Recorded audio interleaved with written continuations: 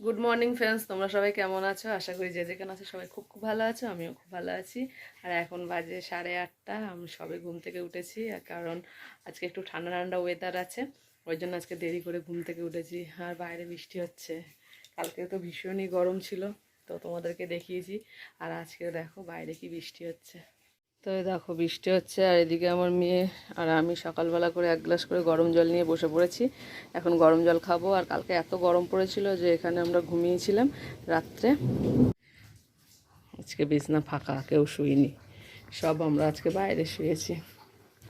তো এই যে সকালবেলা ঘুম থেকে উঠে প্রথমে করেছি ডিম পেঁয়াজ দিয়ে গোলা রুটি, আর এদিকে দিয়ে করছি ডিম আলু সিদ্ধ। আজকে রান্না এটাই।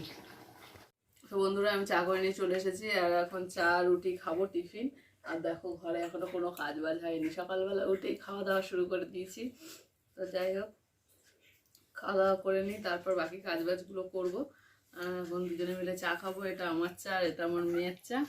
তো দুজনে মিলে খাবো, সস টস দিয়ে রুটিটা খাবো। তো আজকে আমি ডিমের তরকারিটা কিভাবে রান্না করি সেটাই তোমাদের সাথে শেয়ার করবো। তো বন্ধুরা, কড়া বসিয়ে দিয়েছি গ্যাসে, আর কড়াটাও গরম হয়ে গেছে। এবার এর মধ্যে আমি তেল দিয়ে দেবো। তো তেলটা গরম হয়ে গেছে, আর এদিকে আমি ডিমগুলোকে একটু কেটে নেব। মাঝখান থেকে একটু করে চিড়ে নেব ডিমগুলোকে, যাতে ডিমের মধ্যে মশলাগুলো ঢুকে যায়।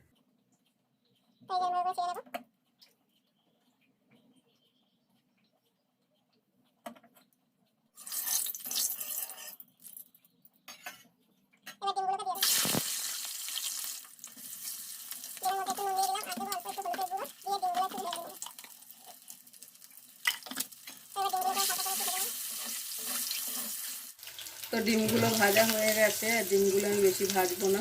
তো এবার তুলে নেব।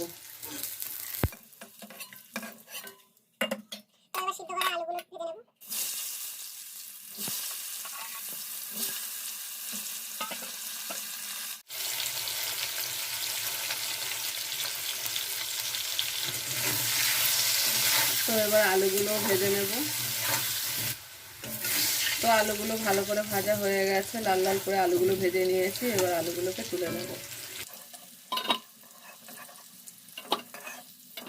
তো এই তেলের মধ্যে দিয়ে দেবো গরম মশলা ফোড়ন, আর দেবো পেঁয়াজ কুচি।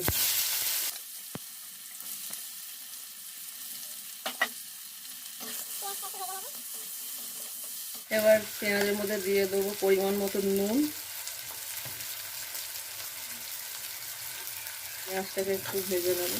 তো নুনটা দেওয়াতে পেঁয়াজটা তাড়াতাড়ি নরম হয়ে যায়, ওই জন্য আমি পেঁয়াজটা দেওয়ার পরেই নুনটা দিয়ে দিই, দিয়ে তারপরে পেঁয়াজটাকে একটু ভেজে নিই।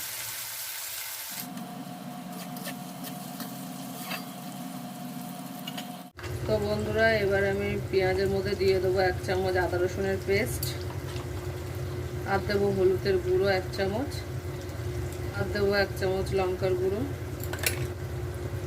আর দেবো ছোটো চামচের 1 চামচ জিরের গুঁড়ো, আর দেবো ছোটো চামচের 1 চামচ ধনিয়া গুঁড়ো। এবার ওপর থেকে একটুখানি জল দেবো, দিয়ে মশলাটাকে ভালো করে কষিয়ে নেব।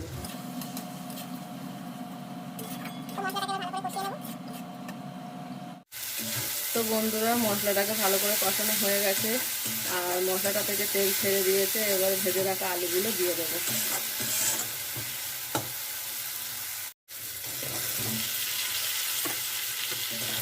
আলুগুলো দিয়ে আবার একটু ভালো করে কষিয়ে নেব।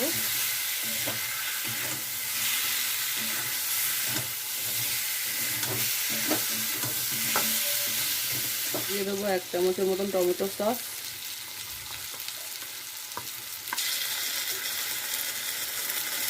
দিয়ে আবারও ভালো করে একটু কষিয়ে নেব। তো আলুর সাথে ভালো করে মশলাটা কষিয়ে নিয়েছি, দেখতেই পাচ্ছ পুরো কষা কষা হয়ে গেছে। এবার এর মধ্যে জল দিয়ে দেবো। তো এবার জল দিয়ে দেবো।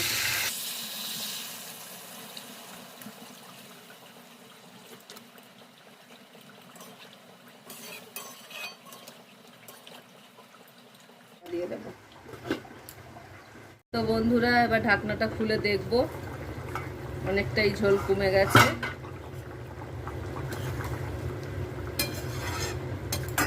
এবার ডিমগুলো দিয়ে দেবো।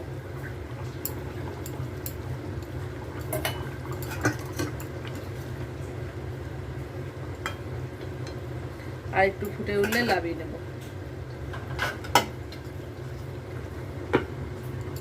তো এবার ঢাকনাটা খুলে দেখবো হয়ে গেছে কি। এগুলো দিয়ে দিয়েছি, তরকারিটা একটু ফুটিয়ে নিয়েছি। এবার দুটো একটা আলু গেলে দেবো।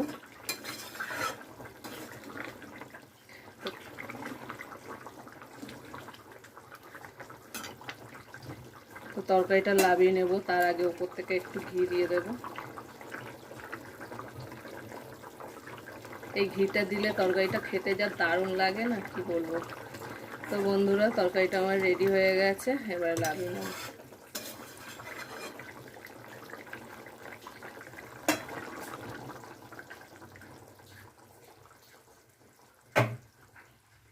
এই যে আমার ডিমের তরকারি রেডি হয়ে গেছে, কি গরম।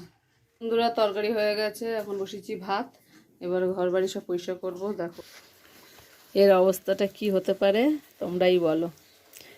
যদি পড়তে বসে গান করে, পড়াশোনা সব হাওয়ায় উড়িয়ে দেয়। তোর ভবিষ্যতের পরিণতি কি?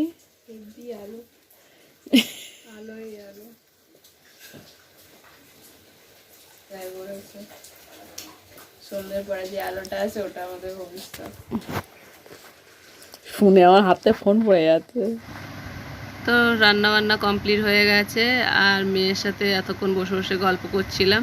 তো অনেকটাই বেলা হয়ে গেছে, ভাবলাম তাড়াতাড়ি কাজবাজগুলো সেরে নিই, দেরি করে লাভ নেই।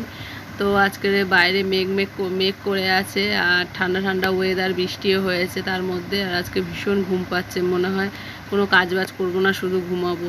তো তাড়াতাড়ি কাজবাজ সেরে স্নান টান করে খাওয়া দাওয়া করে একদম টানা ঘুম দেবো, কারণ আজকে কাজবাজ করতে একদমই ভালো লাগছে না। তো যাই হোক, কাজবাজগুলো তো সারতে হবে, তো তাড়াতাড়ি কাজগুলো করে নিই।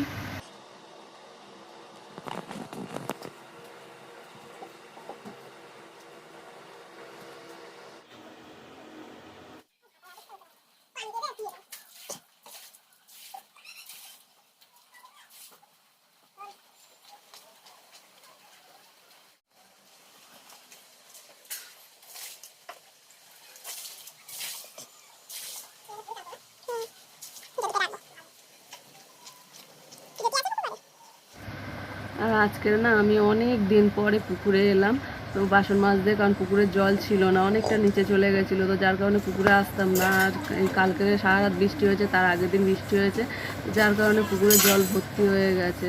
তো আমরা সবাই মিলে এসেছি পুকুরে বাসন মাজতে, আর অনেক দিন পরে পুকুরে বাসন মাজতে এলাম, বেশ ভালো লাগছে। সবার সাথে বসে গল্প করছি, বাসন মাজি। তো মেয়েরা তো ঘাটে এলে কাজ কম গল্প বেশি করে, তো আমাদের মধ্যে সেটাই হচ্ছে, কাজও হচ্ছে, গল্পও হচ্ছে।